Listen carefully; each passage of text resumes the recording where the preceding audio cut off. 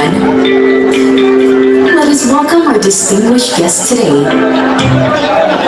Milyong-milyong Pilipino na ang nakatira ng serbisyo at malasakit sa anong sulok ng bansa, bagyo, sunog, duguan, ang tulong sa tuna, si Senator Bongo, Mr. Malasakit, bisyo ang more serbisyo. Milyong-milyong Pilipino na ang nakatira ng serbisyo at malasakit sa anong sulok ng bansa, bagyo, sunog, duguan, ang tulong sa tuna, si Senator Bongo, Mr. Malasakit, bisyo ang more serbisyo.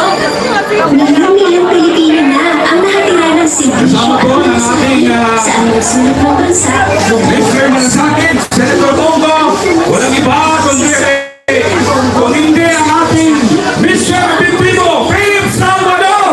milyong Pilipino na ang nakatira ng serbisyo at malasakit. Serbisyo sa kapwa Pilipino.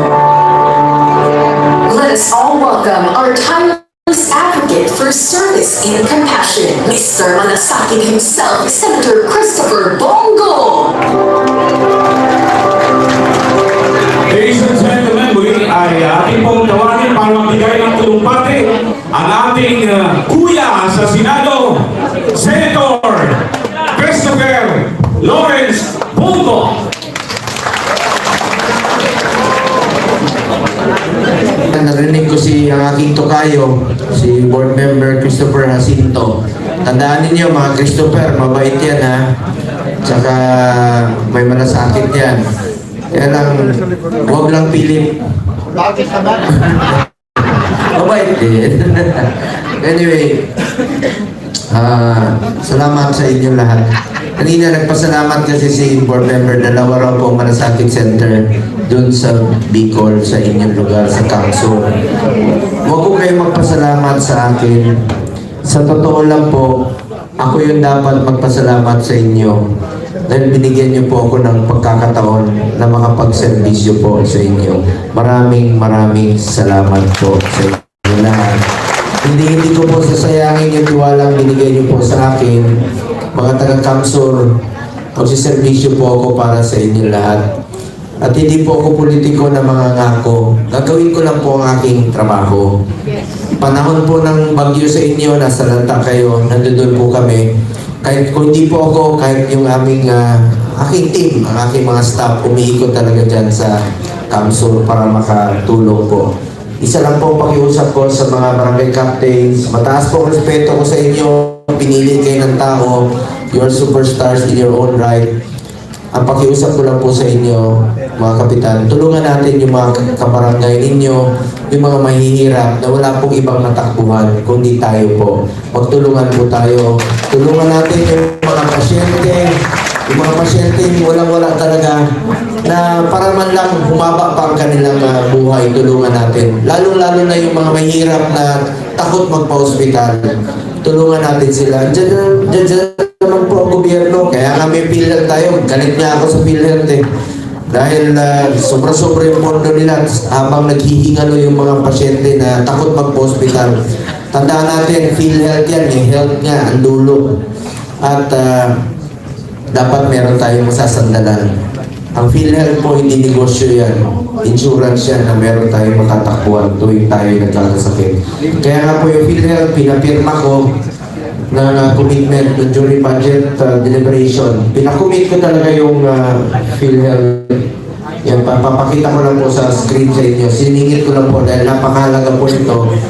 Tandaan natin, health is wealth po, mga kababayan po. Yan po, yung pinapangako natin sa kanila.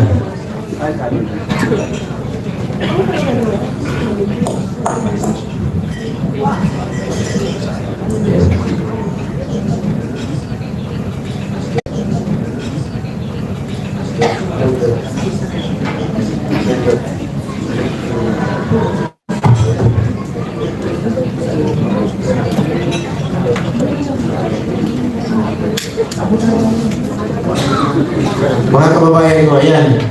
Yung PhilHealth po, importante ito sa atin. I-share ko lang sa iyo, meron na po tayo, nagkaroon tayo ng 13 hearings sa Senado.